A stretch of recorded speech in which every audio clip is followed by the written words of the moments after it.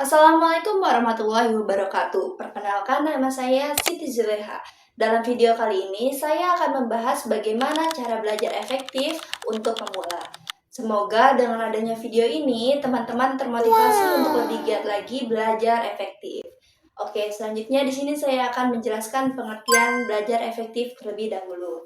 Belajar efektif adalah suatu proses belajar yang menghasilkan pemahaman maksimal dengan waktu dan usaha yang efisien. Tidak hanya menghafal, tapi mampu memahami, menerapkan, dan mengingat dalam materi jangka yang panjang. Nah, gitu ya teman-teman. Jadi, untuk belajar efektif ini kita tuh bisa mengingat materi dalam jangka panjang sehingga kita itu tidak mudah lupa.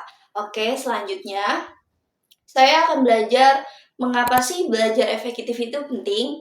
Oke, belajar efektif penting itu karena dengan adanya belajar efektif, kita dapat menghemat waktu dan energi. Jadi kita itu tidak semesta-mesta hanya belajar sehingga kita tuh kelelahan, terus juga pekerjaan yang lainnya bisa tertinggal, sehingga energi kita juga bisa terkuras habis-habisan, lalu juga kita bisa tidak fokus. Selanjutnya itu untuk meningkatkan prestasi akademik. Benar banget teman-teman, dengan adanya belajar efektif ini, kita tuh bisa meningkatkan prestasi akademik kita karena kita tuh mengingat materi dalam jangka yang panjang ya teman-teman, sehingga pada saat adanya ujian akhir itu kita bisa menjawab pertanyaan-pertanyaan itu dengan maksimal. Selanjutnya itu mengurangi stres menjelang ujian. Nah, benar banget nih teman-teman. Mengurangi stres dalam menjelang ujian itu bener-bener banget teman-teman, karena biar kita itu dengan adanya belajar efektif, belajar kita jadi lebih terjadwal, terus juga kita bisa lebih menghemat energi. Oke teman-teman, selanjutnya itu membantu memahami materi lebih dalam. Nah, dengan adanya belajar efektif ini, kita tuh bisa memahami materi itu lebih mendalam lagi dan lebih tersusun lagi, sehingga kita tuh lebih memahami, sehingga kita tuh saat ujian itu muncul kita tidak kebingungan tersendiri. Selanjutnya itu membentuk kebiasaan belajar mandiri. Nah, dengan adanya belajar efektif ini, kita itu lebih terbiasa belajar mandiri, karena dengan adanya belajar efektif ini kan belajar kita lebih terjadwal ya teman-teman. Oke, selanjutnya cara belajar efektif yang ketiga, menentukan tujuan belajar. Nah, belajar tanpa tujuan akan mudah kehilangan fokus ya teman-teman. Jadi dengan adanya belajar efektif ini, kita lebih menentukan dulu nih awal tujuan kita ini mau kemana agar kita ini tidak kehilangan fokus. Yang pertama itu tentukan dulu nih apa yang ingin kita capai. Kita nih tujuan dari belajar ini apa nih? Kita mau memahami apa dan tujuannya ingin kemana gitu ya teman-teman. Yang kedua itu ada target harian dan mingguan. Dalam belajar efektif, kita tuh harus memiliki target baik harian, terus juga mingguan, serta bulanan. Apabila di mingguan ini dan harian ini kita targetnya di A, misalnya nih, dalam satu hari kita harus bertarget di A. Mungkin dalam satu minggu kita bisa A, B, C, D, dan seterusnya gitu ya teman-teman. Jadi tidak stuck di situ aja. Terus juga kita harus menggunakan prinsip SMART, spesifikasi, terukur, dan realistis gitu ya teman-teman. Contohnya kayak memahami konsep turunan lebih efektif daripada belajar matematika gitu ya teman. Oke, selanjutnya itu yang keempat itu mengatur waktu belajar kita. Nah, manajemen waktu ini sangat penting ya teman-teman untuk menentukan keberhasilan belajar. Dengan adanya itu kita tuh harus membuat jadwal belajar yang rutin teman-teman. Belajar yang rutin, terus jadwal ini agar kita itu tidak seenak-enak kita. Dengan adanya jadwal ini berarti kita punya tanggung jawab lain untuk pembelajaran tersebut. Oh, kalau misalnya hari Senin, Selasa kita buat jadwal, terus Rabu, Kamis misalnya kita istirahat. Nah, dengan adanya jadwal itu kita memiliki tanggung jawab terlebih yang sehingga tidak boleh ditinggalkan. Selanjutnya itu menggunakan teknik Pomodoro. 25 menit belajar dan 5 menit istirahat. Gitu ya teman-teman. Jadi 25 dan 5. Ingat ya teman-teman, 25 menit belajar, 5 menit istirahat. Nah, selanjutnya tips selanjutnya itu dahulukan tugas penting dan mendesak. Nah, gini teman-teman, apabila teman-teman punya tugas yang lebih penting dan lebih mendesak, dahulukan itu terlebih dahulu, baru kalian mengerjakan tugas yang menyusul-menyusulnya gitu teman-teman.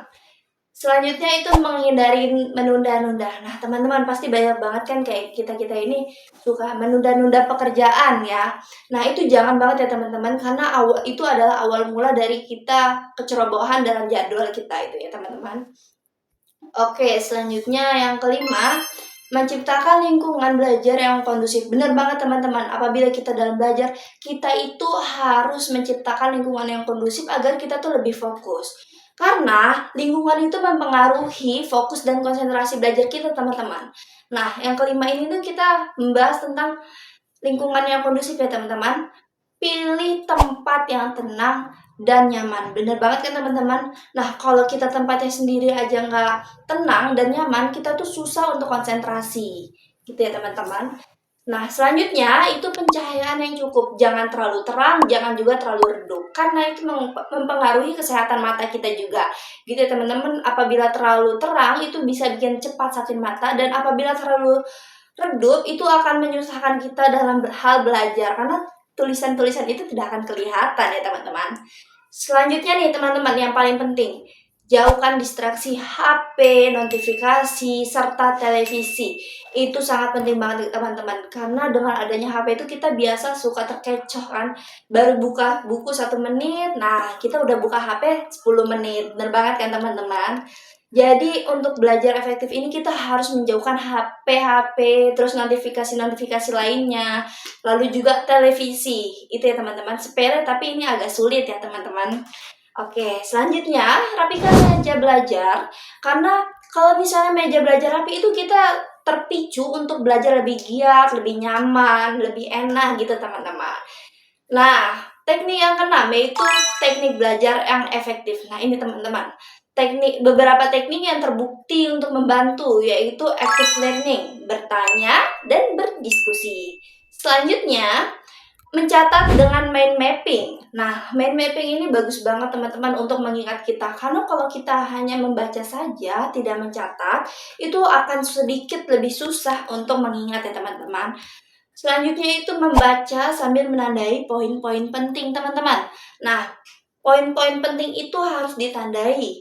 Selain ditandai, bisa juga teman-teman catat sehingga poin-poin penting itu bisa teringat secara mendalam. Terus juga dalam jangka yang panjang ya teman-teman. Selanjutnya itu mengajar kembali materi ke orang lain. Nah, dengan adanya hal tersebut, kita tuh seperti mengingat kembali nih materi yang telah kita pelajari. Terus juga kita bisa belajar kembali materi-materi itu sehingga kita itu bisa mengingat dalam jangka yang panjang. Oke, selanjutnya yaitu latihan soal secara rutin. Nah, gini teman-teman, kalau misalnya kita sudah belajar, nah teman-teman itu bisa melatih soal tersebut secara rutin. Tidak harus terus-terusan, tapi yang penting ada jadwalnya sesuai dengan jadwal belajar efektif yang tadi kita sudah bahas. Jadi dengan adanya latihan soal secara rutin itu kita mengingat kembali nih, terutama untuk matematika. Kan kadang kita suka nih rumusnya, kita tahu soalnya, kita tahu gini-gininya, tapi kita lupa secara soalnya. Nah itu, latihan soal secara rutin ini sangat-sangat membantu teman-teman, baik matematika, sejarah, fisika, dan lain-lain ya teman-teman. Dengan adanya latihan secara rutin ini mengingat kapasitas kita kembali, kapasitas otak kita kembali pada materi-materi sebelumnya, sehingga kita tidak mudah melupakannya. Oke, selanjutnya yaitu kita harus memahami yang ketujuh, memahami gaya belajar diri kita sendiri. Karena setiap orang kan memiliki gaya belajar yang berbeda ya teman-teman. Ada yang menggunakan visual dari gambar, diagram, dan video. Karena kan gak semua orang hanya mencatat dan membaca ya teman-teman. Ada juga yang menggunakan gaya belajarnya yang mendengarkan dari gambar tersebut, diagram-diagram, serta video. Nah, ada juga nih teman-teman yang auditorial, mendengarkan penjelasan. Jadi dia ini dengan belajar mendengarkan penjelasan itu dia lebih paham, lebih mengerti apa dari pembelajaran tersebut. Nah, selanjutnya itu kinestik, praktik langsung. Nah, banyak banget rata-rata orang-orang belajar itu bisa lebih paham dengan praktik langsung karena dia langsung mencoba hal tersebut gitu teman-teman. Oke, terus juga mengetahui gaya belajar yang membantu mengetahui gaya belajar kita tersendiri itu membantu menyerap materi kita lebih cepat gitu ya teman-teman. Oke, yang selanjutnya, tips selanjutnya yaitu yang kedelapan, istirahat dan pola hidup yang sehat teman-teman. Bener banget, karena kalau hidup kita tidak sehat agak sulit ya teman-teman untuk berusaha maksimal dalam belajar tersebut. Karena kan belajar efektif itu kan tidak lepas ya dari kondisi fisik dan mental kita. Nah, selanjutnya itu tidur yang cukup selama 7 hingga 8 jam. Karena tidur yang tidak cukup juga kita bisa kehilangan fokus ya teman-teman. Selanjutnya, konsumsi makanan yang bergizi. Karena itu akan membantu meningkatkan kapasitas otak kita. Selanjutnya itu olahraga-olahraga ringan agar tubuh kita tetap sehat, serta kita tuh tidak mudah lemas. Selanjutnya itu beri waktu istirahat otak teman-teman. Jadi tiap hari itu kita tidak harus belajar, tapi kan kita menjadwalkan gitu. Jadi agar otak kita tuh sedikit beristirahat, refreshing, dan tidak pusing ya teman-teman karena belajar terus. Makanya sebab itulah ada yang namanya belajar efektif. Selanjutnya tips yang ke-9, mengatasi rasa malas dan jenuh. Nah teman-teman bener banget kan ya. Yang pertama itu ada mulai dari tugas yang paling ringan. Nah, teman-teman, jangan kalian mulai tugas itu dari yang tersulit, kecuali dia mendesak. Ingat seperti yang aku sudah menjelaskan di awal, hal yang mendesak itu yang lebih diutamakan. Nah, tapi apabila hal yang sulit itu tidak terlalu mendesak, kita usahakan mulai tugas itu dari yang paling ringan agar kita tuh tidak mudah jenuh karena kesulitan gitu ya teman-teman dalam hal belajar tersebut. Selanjutnya itu ubah metode belajar agar kita itu tidak monoton, tidak bosan. Kalau misalnya kita tuh hanya membaca, mungkin kita bisa mencoba metode belajar yang lain seperti mendengarkan penjelasan langsung, terus praktik langsung ya seperti sudah saya jelaskan di sebelumnya. Terus juga bisa melihat dari video-video yang seperti ada di YouTube, terus juga di ruang belajar aplikasi itu ya teman-teman bisa. Jadi itu kita tidak harus mencatat saja teman-teman, agar tidak monoton dan kita tuh lebih tertarik untuk belajar gitu. Selanjutnya itu beri reward pada diri kalian sendiri agar kalian itu tidak kayak ngapain belajar ini, agar kalian tuh bisa lebih semangat ya, terpicu semangatnya teman-teman. Karena dengan adanya reward tersebut kita tuh semangat kita tuh kayak terpantik gitu untuk ayo kita semangat lagi. Nanti kalau misalnya kita sudah berhasil mendapatkan hasil kita yang sempurna, kita akan mendapatkan ini nih dari diri kita sendiri gitu.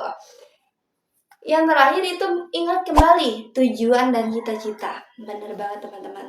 Kalau kita udah merasa jenuh, merasa bosen, merasa lelah, sering banget ya teman-teman dalam belajar efektif ini, dalam belajar, kita harus mengingat kembali nih, tujuan kita, cita-cita kita itu untuk apa, mau apa, terus ingin seperti apa, dan ingin dibanggakan untuk siapa.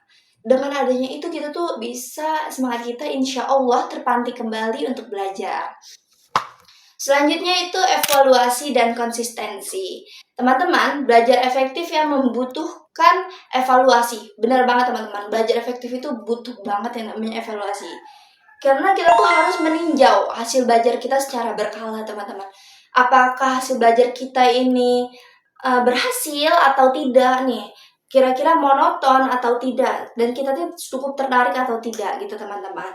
Terus kalau misalnya kurang efektif metode pelajaran kita ini, kita bisa memperbaiki nih teman-teman. Gak harus itu-itu saja. Kalau seperti yang aku jelaskan tadi, tidak harus mencatat teman-teman, tapi juga kita bisa menonton video dan lain-lain ya teman-teman. Tidak harus mencatat sehingga kita tuh seperti kekurangan semangat untuk belajar. Kita harus mencoba semua metode tersebut. Yang selanjutnya yaitu konsisten dan disiplin. Agak sulit banget ya teman-teman, karena konsisten itu bisa mengalahkan kesempurnaan. Akan tetapi konsisten itu lebih sulit teman-teman dibandingkan yang lainnya. Karena kita itu harus lebih rajin dari konsisten, itu lebih dari kata rajin teman-teman. Walaupun sulit, walaupun sedikit sulit, tapi konsisten itulah yang membentuk dari kebiasaan teman-teman. Selanjutnya yaitu kita ingat hasil besar dari kebiasaan kecil tersebut. Nah, dengan konsisten itu kita tuh harus mengingat. Konsisten itu mungkin bisa dibilang hal kecil tapi sulit ya untuk melaksanakannya. Tapi kita harus mengingat kebiasaan itu akan membuatkan hasil yang lebih besar lagi. Oke, selanjutnya teman-teman, Belajar efektif itu kan bukan tentang belajar yang lama ya teman-teman, tapi belajar dengan cara yang tepat. Tidak hanya belajar saja, tapi kita tuh harus belajar dengan cara yang tepat, dengan tujuan yang jelas, manajemen waktu yang baik, teknik belajar yang sesuai, serta konsistensi pelajar dapat mencapai prestasi optimal teman-teman tanpa harus kelelahan ya teman-teman. Untuk belajar efektif itu teman-teman bisa mencoba tips-tips dari aku ini ya teman-teman. Semoga tips-tips dari aku ini bisa memantik, membantu, terus juga memicu semangat kalian untuk kembali lagi belajar efektif. Kalian bisa menggunakan tips-tips dari aku, semoga itu membantu untuk kalian. Sekian video dari saya ucapkan wassalamualaikum warahmatullahi wabarakatuh. Terima kasih.